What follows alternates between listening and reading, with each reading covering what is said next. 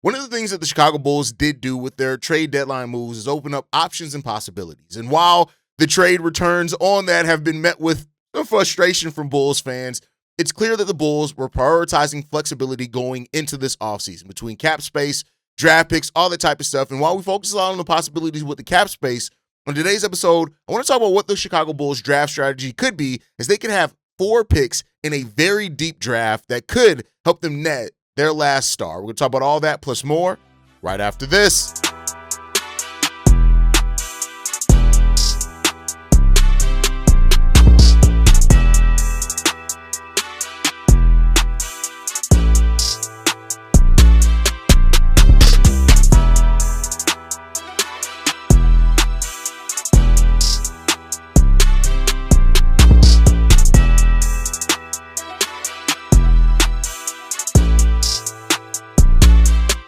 What's going on, Bulls fans? Welcome to another episode of Chicago Bulls Central, your number one spot for everything Chicago Bulls related. I'm the host there, Haize, but more importantly, you guys can follow the channel at Bulls Central Pod on every social media platform we happen to be on. With that said, let's go ahead and get into this content for today, y'all. And we talked a lot about the fallout of the Chicago Bulls, a lot of what it means for this roster, right? Yesterday, we talked about kind of the expectations and, things once Josh Giddey and Tre Jones come back, the logjam of guards and how they have to figure that out. But the one thing that the Bulls also did with this is they set themselves up to have a pretty decent draft strategy heading into next year, which is really good, right? You look at it with what the Bulls have done in recent drafts.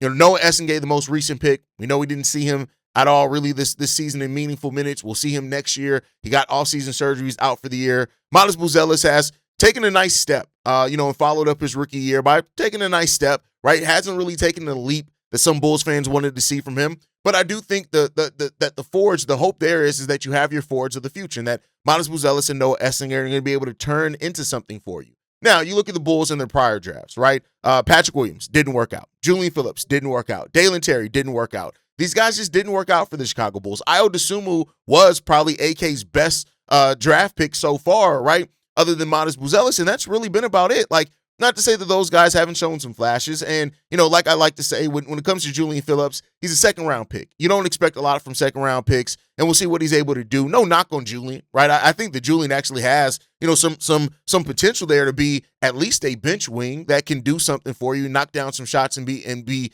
defense. Dalen Terry's still very, very young. Very extremely young and still extremely raw. And I would not be surprised either if, Dalen Terry's one of those guys that 2, 3, 4 years down the road would come back and say, hey, they turned into a decent role player. And, that's cool. Like, I don't think, Dalen Terry may not ever turn into a starting level caliber player or anything like that.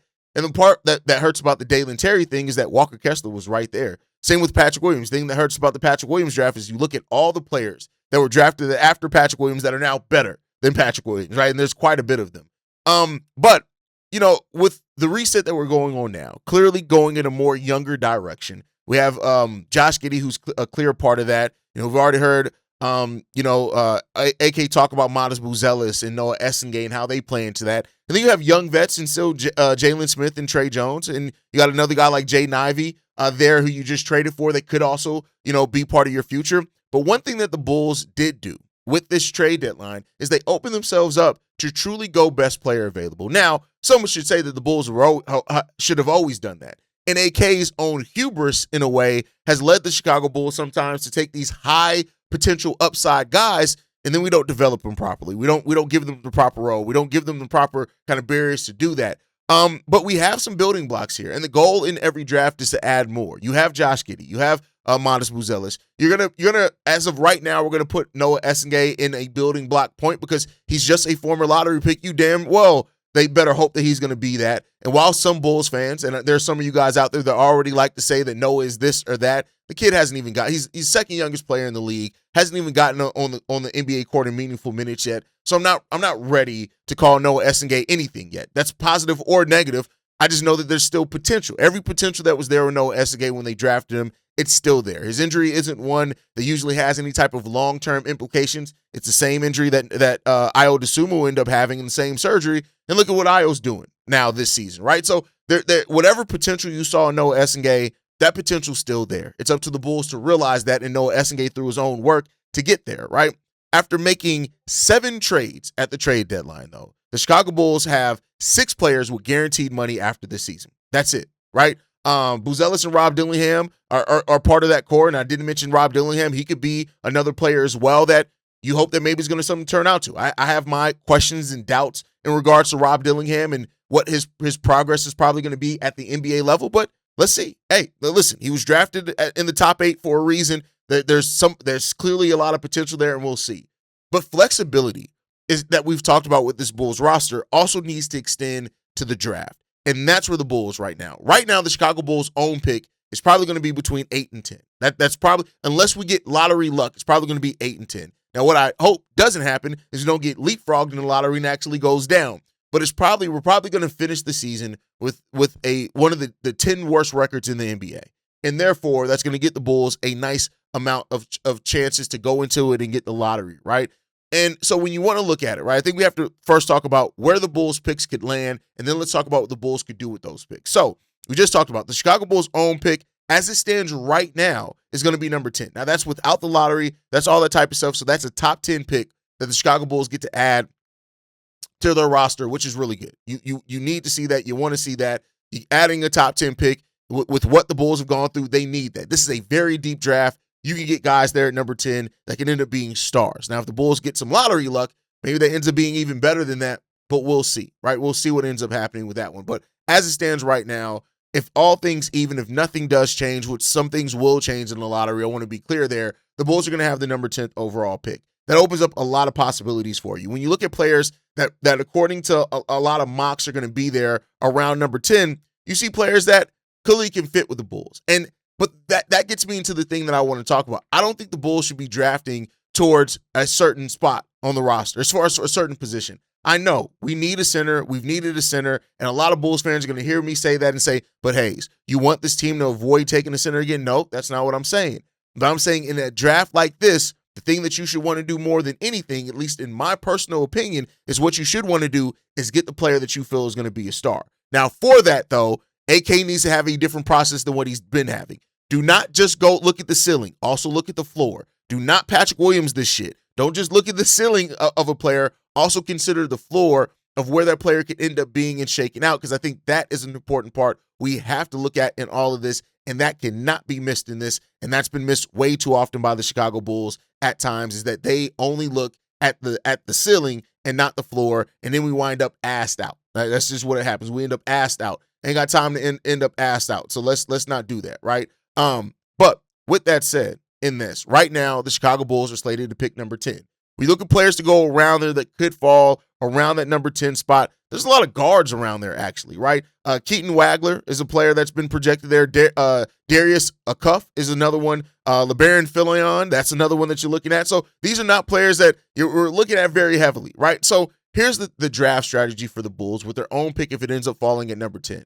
A, hope that a player that you want falls. If not, trade up or down to actually get a player that, but at the same time, if you see that, I'll say this, because that was the point of this. If you see, for example, you think that Keaton Wagler is the player that's going to turn, which, by the way, I love Keaton Wagler. I'm just going to say that right now. If he's there at number 10, I would probably take him. I think the upside there is tremendous. I don't know if he has the star upside, but again, we'll get into draft. We'll get into the draft stuff when we get into the draft stuff, right? But there's potential there for you to take that pick and players there. And so at number 10, I think that's where the Bulls have to go. Best player available, regardless of position. I don't care about the position. You can trade motherfuckers off of that. You go best player available. And I'll say this, even if you go best player available, what if you trade in the draft later on, do those type of things? But right now, the Bulls' own pick is slated to be number 10. That's just what it is. That's without the draft lottery, and we'll see what's going to be there. Of course, the Bulls, ideally, if they can get lottery luck and get into the top 5, that's when you're really getting some of that true franchise-changing talent, but that's what you're looking at. Next up, the Portland Trail Blazers pick.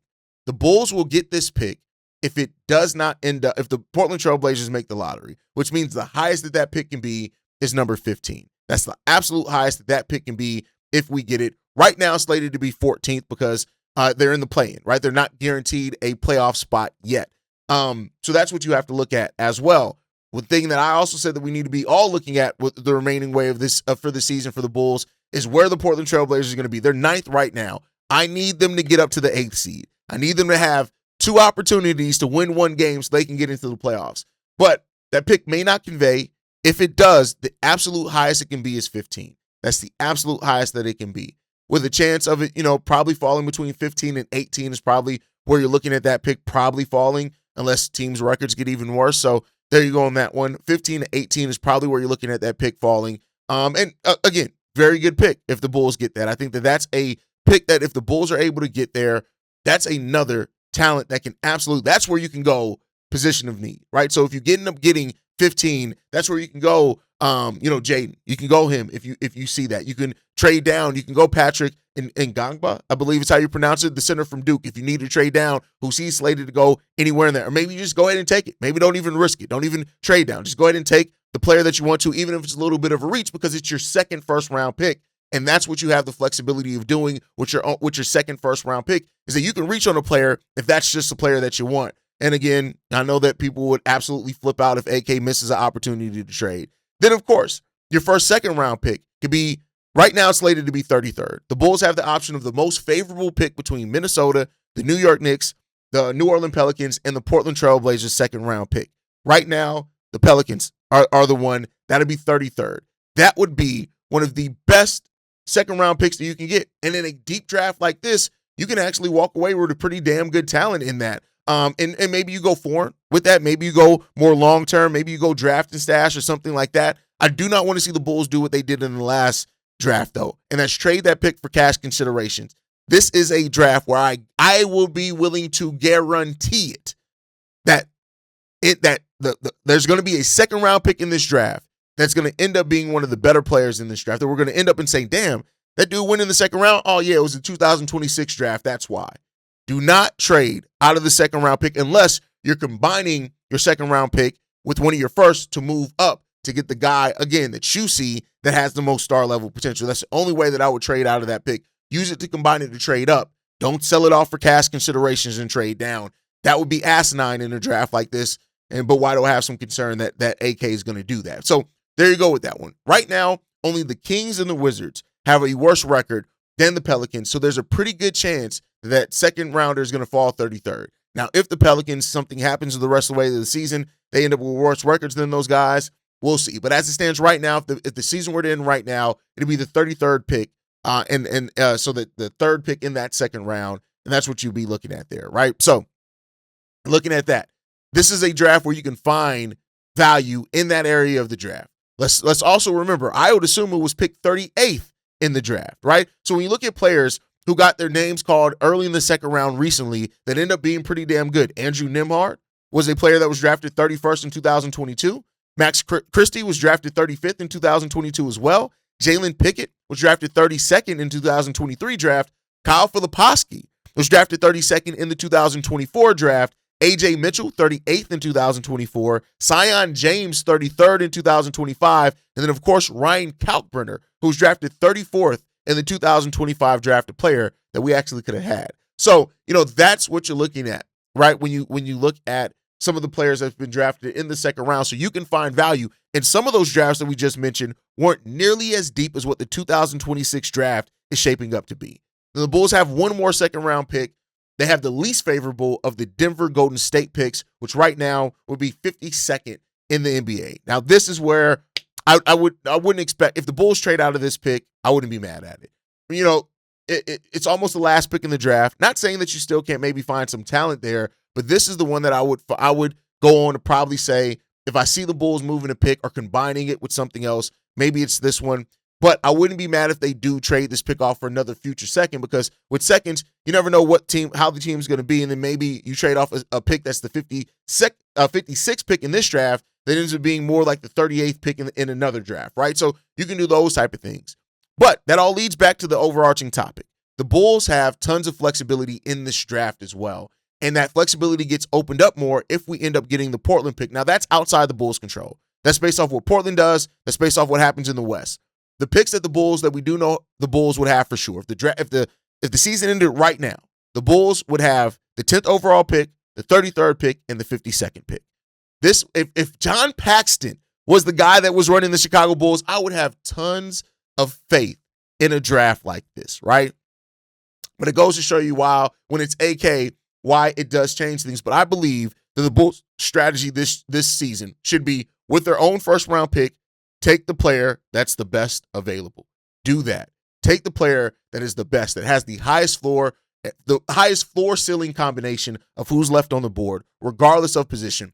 The Bulls roster has put us in a position where and the fact that we only have 6 players under contract heading into next year, we have tremendous flexibility in how we want to build out our roster. Josh Giddey is the point, but he can play next to smaller shooting guards. He can play next to, you can take any guard that is a scorer that they can play next to Josh Giddey. You can take a 3, you can take a 4, because Modest can play either the 3 or the 4. You can take either one of those. You can take a 4 or a 5, because again, Modest can slide. So because you have those abilities to do that, this is a draft where you got to get this one right, AK. You have to get this one right.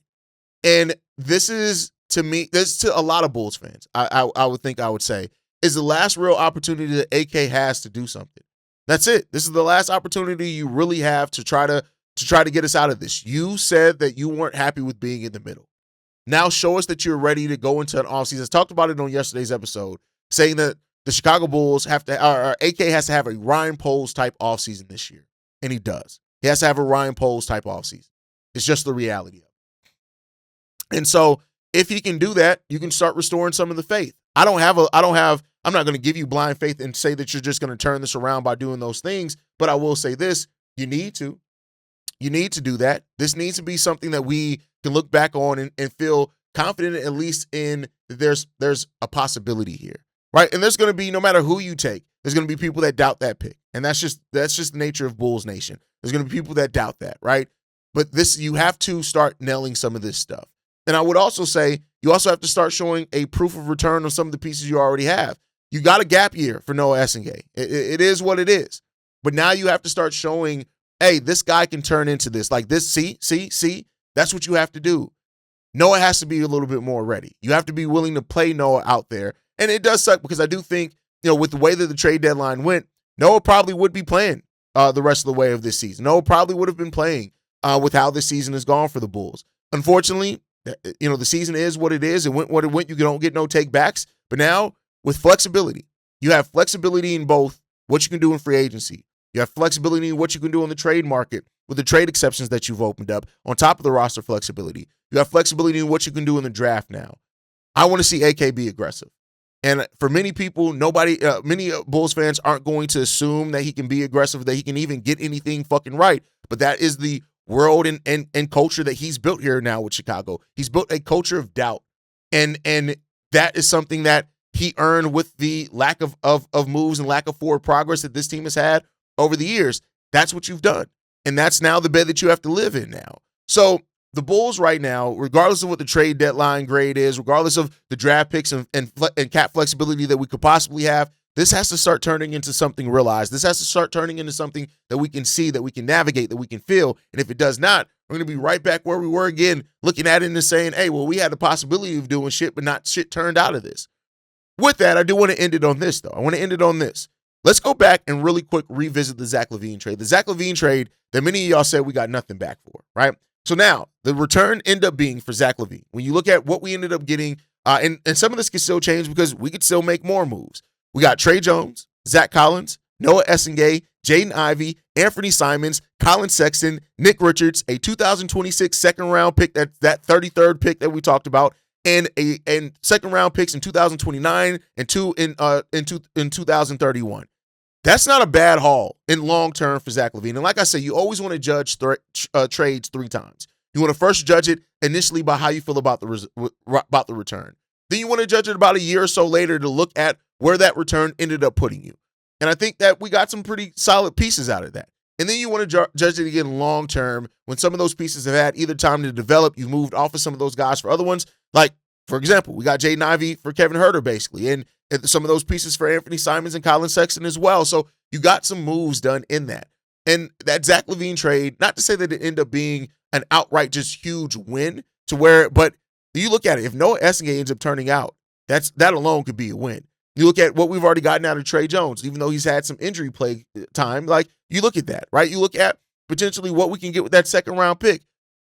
This is why trades aren't always judged. And I'm not saying that to say that AK needs a whole bunch of credit on the Zach LaVine trade. You still probably could have got a better move had you moved him on earlier. And that's just the reality of it. Like, no doubt about that. I'm not saying that AK needs to be praised for that. I'm just saying Sometimes we need to take a step back, and it's not all about just the right now. And when you're a franchise that is dying for something now, it's easy just to look at the right now. But this is a team now that has reset the timeline yet again. And I think it's a shorter one still. But let's see what they ends up coming out of this. But that's it, man. Here's the thing that leave from this one. If the Bulls do end up landing 4 picks in this draft, do you want them to swing for upside or packaging assets to move up for that one big piece? Let me know what you guys think on that down below. What your draft philosophy would be for this Bulls team down in the comments. If you enjoyed today's episode, make sure you guys hit that like button, subscribe to the channel as well, hit that notification bell so you never miss an episode. You can follow us at Bulls Central Pod on every social media platform. You can send us any feedback, questions, comments, concerns, bullscentralpod@gmail.com. And lastly, if you want to leave a text message and our voicemail for the mailbag, the number to do so, 773-270-2799. We are the #1 spot for everything Chicago Bulls related, but that is thanks to you, lovely and beautiful people. And like I like to end every episode on, stay safe, go Bulls, and always see you right if you can, y'all. Peace. This has been a presentation of the Break Media.